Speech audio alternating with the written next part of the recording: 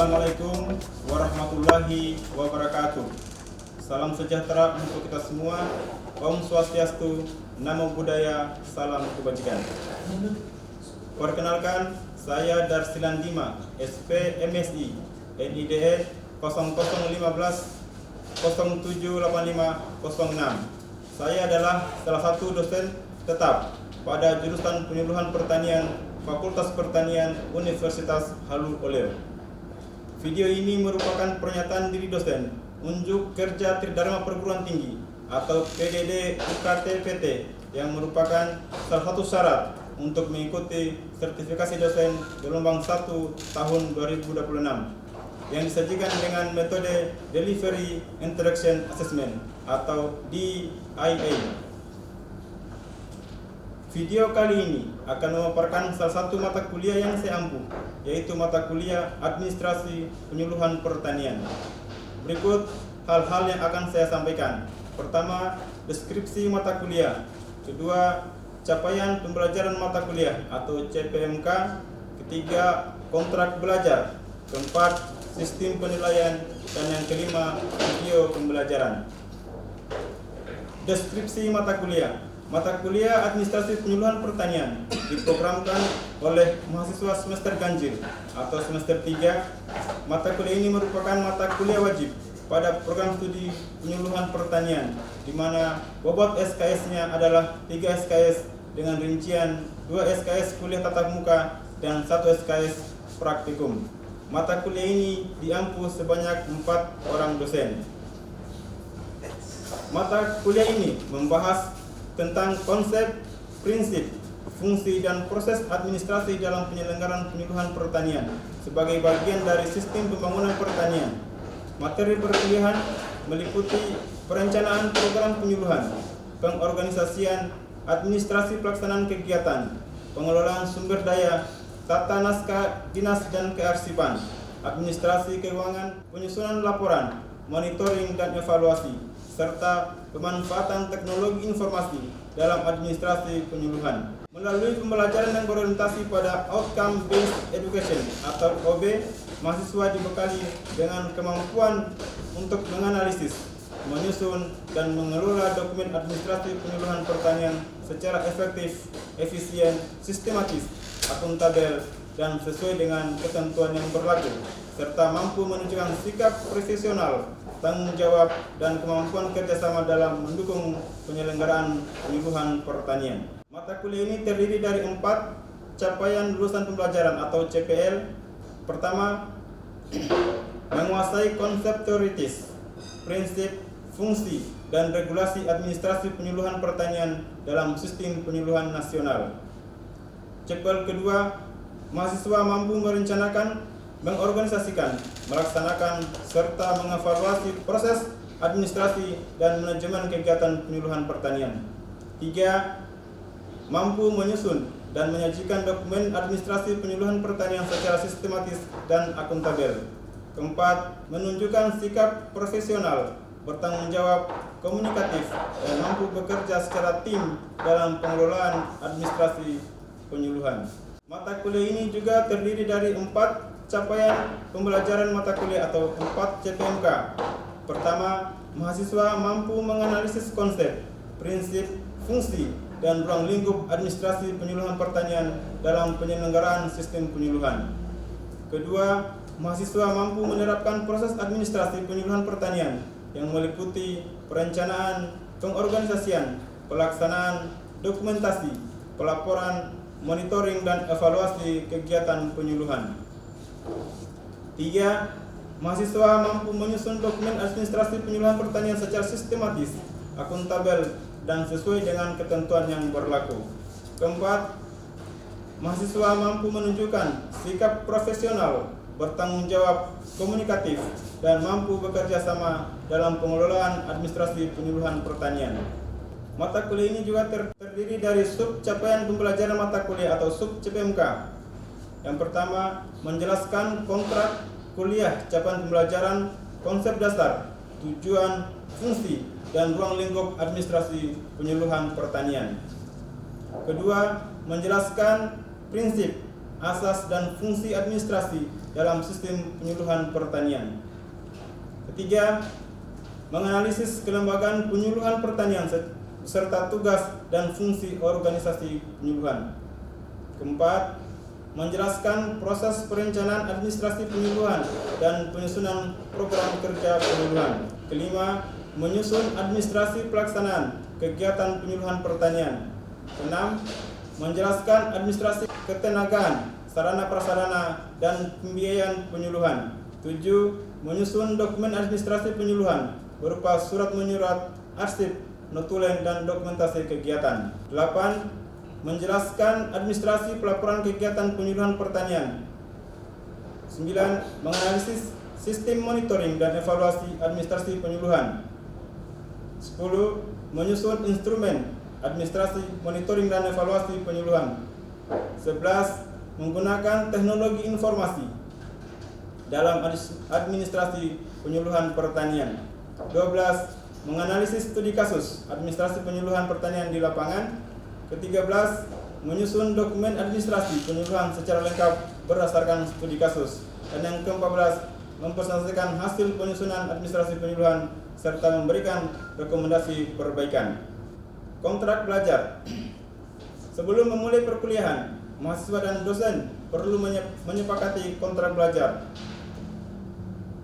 Kontrak belajar yaitu sesuai dengan kalender akademik Fakultas Pertanian.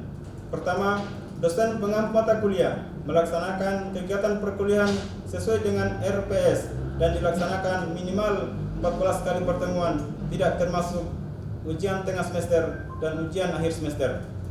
Dosen dan mahasiswa hadir tepat waktu di tempat kuliah dengan toleransi keterlambatan maksimal 15 menit. Berpakaian sopan, rapi, dan memakai sepatu. Perkuliahan yang bertepatan dengan hari libur harus diganti pada hari dan waktu yang lain sesuai kesepakatan antara dosen dan mahasiswa. Persentase kehadiran mahasiswa minimal 80% yang dibuktikan dengan daftar hadir.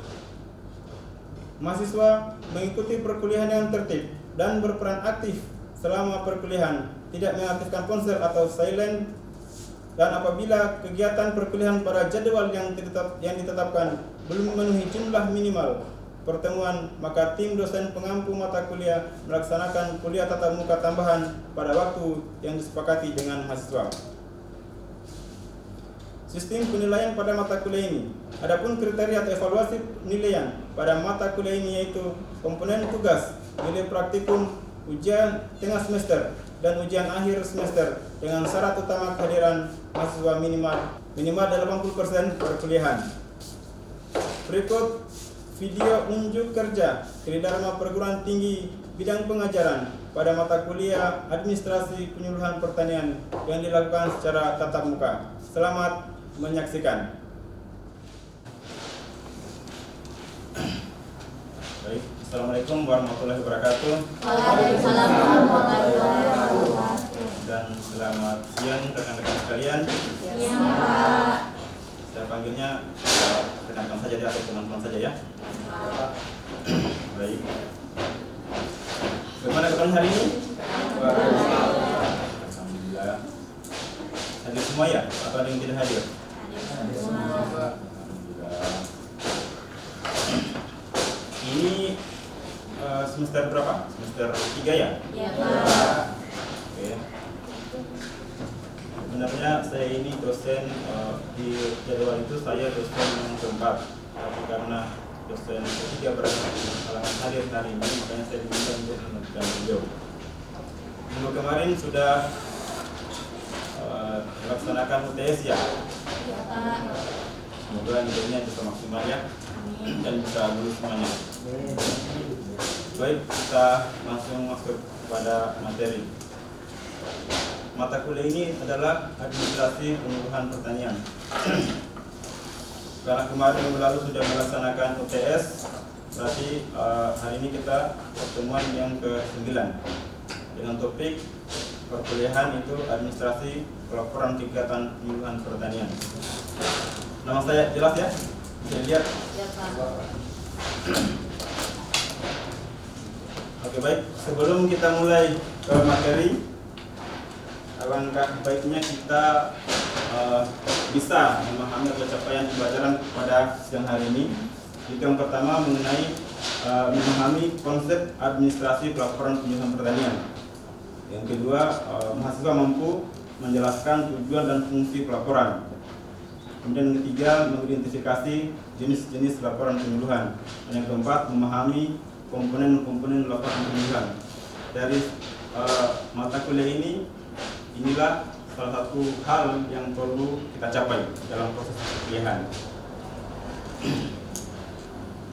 Pada pertemuan pertama, dosen pertama itu sudah menjelaskan konsep atau apa itu administrasi pelaporan. Itu pas sudah jelaskan kembali. Nah, pengertian administrasi pelaporan bisa dilihat tadi ya?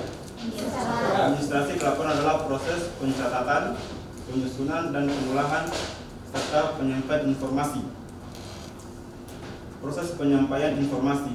Tugas salah satu seorang penyuluh itu harus menyampaikan informasi kepada para petani.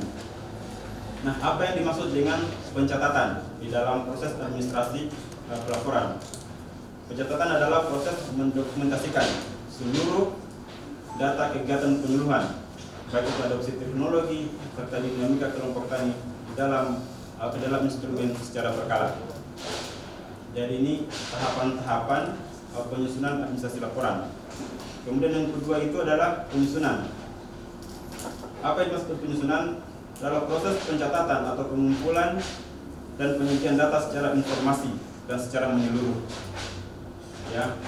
Kemudian yang ketiga adalah setelah penyusunan itu ada pengolahan. Nah, pengolahan ini adalah menganalisis atau menyortir atau merangkum seluruh data mentah yang disusun tadi. Kemudian keempat, menyampaikan informasi. Bisa dipahami ya? Nah, apa tujuan pelaporan? Karena tadi di poin yang kedua itu ada tujuan pelaporan. Jadi tujuan pelaporan adalah sebagai bentuk akuntabilitas atau pertanggungjawaban kita kepada atasan misalnya. Kemudian sebagai dokumen kegiatan, dokumentasi kegiatan. Kemudian ada monitoring dan evaluasi. Dari semua item ini yang paling penting adalah monitoring dan evaluasi, karena itu akan menjadi umpan balik untuk menyusun rencana kegiatan ke depan. Kemudian ada dasar-dasar sebagai dasar pengambilan keputusan. Kemudian ada sebagai bahan penyusunan program dan bukti pelaksanaan tugas seorang penyuluh. Jadi rekan-rekan sekalian, karena kita posisinya kita adalah seorang penyuluh, maka ini harus mau tidak mau harus kita tahu cara menyusun laporan. Bisa dipahami?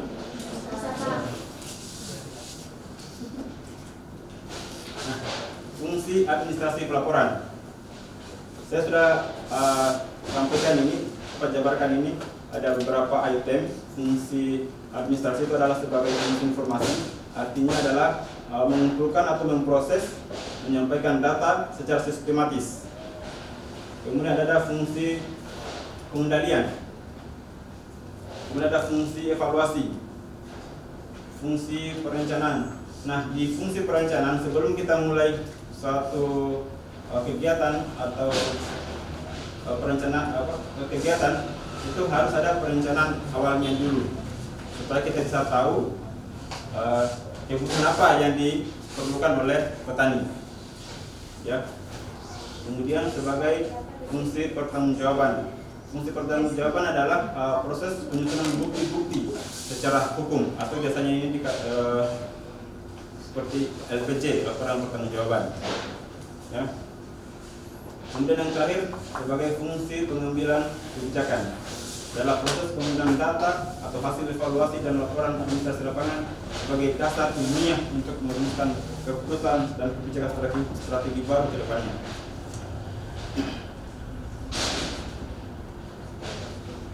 Ada yang bertanya? Kita lanjut ya. prinsip penyusunan laporan. Laporan yang baik itu harus memuat secara objektif, faktual, sistematis, tepat waktu, akurat, dan mudah dipahami. Jadi di dalam menyusun laporan itu datanya harus sesuai data objektif, harus data akurat, dan tidak boleh dikarang-karang. Nanti kedepannya rekan-rekan sekalian pasti akan menyusun skripsi. Itu data yang ada di lapangan itu harus betul-betul masuk di dalam latar belakang nanti dibahas pada saat di pembahasan. Kemudian secara faktual, jadi bukti yang empiris dan kemudian data yang ada di lapangan. Misalnya ada program penyuluhan, ada bantuan pemerintah, bantuan dari pemerintah. Itu laporannya tidak boleh dimanipulasi, misalnya dari koperasi pupuk yang kita minta sekian, ternyata yang kita sampai masyarakat hanya sekian saja, itu tidak boleh. Ya. Kemudian tepat waktu, akurat, dan mudah dipahami. Jenis laporan penyuluhan. Sebagai seorang penyuluh ini kita harus bisa membuat laporan harian. Apa itu, seperti apa laporan harian, seperti apa laporan mingguan, dan laporan tahunan. Itu nanti akan kita bahas pada pertemuan minggu depan. Ya. Kalau laporan harian ini kan biasanya ini laporan yang dibuat, misalnya ada program, kemudian itu ada yang dilaporkan secara berkala, itu laporan harian. Ada laporan bulanan, mingguan, bulanan, laporan triwulan, dan terakhir adalah laporan tahunan. Nah, yang paling yang ada di seorang penyuluh itu harus ada laporan khusus di samping laporan-laporan yang kelima laporan ini. Apa laporan khusus? Laporan itu adalah kejadian luar biasa atau kondisi darurat di wilayah atau di lokasi, misalnya di kelompok tani. Jadi itu tidak mesti harus menunggu laporan harian dan tahunan, bisa kita laporkan langsung kepada pengambil kebijakan.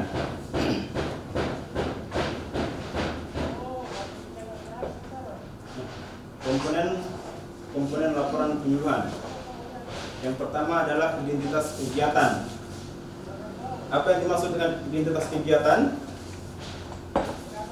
Identitas kegiatan itu misalnya nama kegiatannya apa, ya. Kemudian waktu dan tempat, waktunya di mana, waktunya kapan, dan tempatnya di mana. Kemudian sasaran penyuluhan. Sasaran penyuluhan ini itu pasti kalau bukan petani yang minimal kelompok tani, ya. Kemudian materi penyuluhannya apa? Misalnya ada bantuan program dari pemerintah, itu kita seorang penyuluh itu harus bisa memahami, minimal dia tahu apa itu seperti apa itu program, karena itu program itu akan disampaikan kepada petani. Nah, petani ini kadang-kadang kalau menerima informasi baru itu biasanya mereka tidak mau langsung terapkan. Karena mereka biasanya itu mereka terlena dengan metode yang mereka lakukan selama menjadi petani. Kemudian ada jumlah pesertanya berapa, misalnya 10 orang, 30 orang. Tapi kalau di kelompok tani itu biasanya banyak, bisa 30 sampai 40 orang. Nah, kemudian hasil kegiatan, permasalahan ini di dalam kelompok tani itu kan namanya banyak orang, pasti permasalahan beragam. Nah, seorang penyuluh itu harus bisa membagi permasalahan, dan minimal tidak harus bisa harus bisa memberikan solusi. Ya. Kemudian terakhir adalah dokumentasi. Ini adalah komponen laporan penyuluhan. Sebelum kita masuk di kesimpulan, ada yang bertanya? Saya, Pak. Ya, silakan. Assalamualaikum warahmatullahi wabarakatuh. Jadi pertanyaan saya, mengapa pembuatan laporan penyuluhan dianggap sebagai dokumen yang krusial sebagai seorang penyuluh? pertanyaannya sangat bagus sekali. Jadi pertanyaannya adalah kenapa laporan penyuluhan dianggap paling krusial bagi seorang penyuluh? Ya. Yang pertama itu seperti yang disebutkan tadi, bahwa laporan itu sebagai bukti akuntabilitas kinerja. Sebagai bukti akuntabilitas kinerja. Kemudian sebagai bahan evaluasi manajemen. Ya, jadi dari laporan itu, laporan penyuluhan itu akan menjadi acuan kita, acuan pemerintah untuk mengambil langkah-langkah ke depannya. Kemudian yang ketiga itu sebagai dasar pengembangan karir. Misalnya bagi seorang penyuluh itu bisa dijadikan sebagai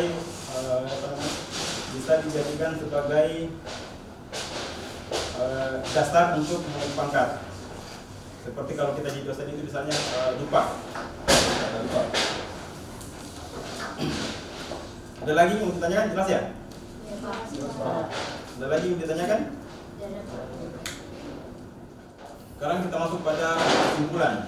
Jadi dari apa yang saya sampaikan tadi, kesimpulannya itu adalah yang pertama, pelaporan merupakan bagian penting administrasi penyuluhan. Saya juga sempat disinggung pertanyaannya ya. Kemudian laporan menjadi alat evaluasi dan pertanggungjawaban. Kemudian sebagai penyusunan laporan harus sistematis, objektif, akurat, dan tepat waktu. Dan terakhir, laporan yang baik mendukung keberhasilan program penyuluhan. Ada salah satu kata yang saya kutip, bisa kita baca sama-sama. Karena kita adalah sebagai penyuluh, minimal kita harus memotivasi para petani, dan hal ini bisa memotivasi, bisa kita baca sama-sama. Ya, kita mulai ya. Mari wujudkan pertanian Indonesia yang berdaya, mandiri dan berkelanjutan, dimulai dari administrasi yang tertib dan laporannya akurat. Nah, kalau sudah tidak ada yang bertanya, maka kita akhiri pertemuan kita pada hari ini. Insya Allah minggu depan kita masuk pada pokok pembahasan contoh, jenis, format, dan teknik penyusunan laporan. Nanti kita ambil salah satu contoh laporan yang dikerjakan oleh penyuluh. Nanti kita bedah, minimal tidak kita bentuk, kita bisa bentuk kelompok untuk kemudian kita selesaikan, kita sesuaikan dengan materi-materi tadi, ya. Baik, kita akhiri pertemuan kita hari ini. Semoga minggu depan kita bisa ketemu lagi dan dalam keadaan sehat walafiat ya. Amin. Baik, saya akhiri. Assalamualaikum warahmatullahi wabarakatuh. Waalaikumsalam.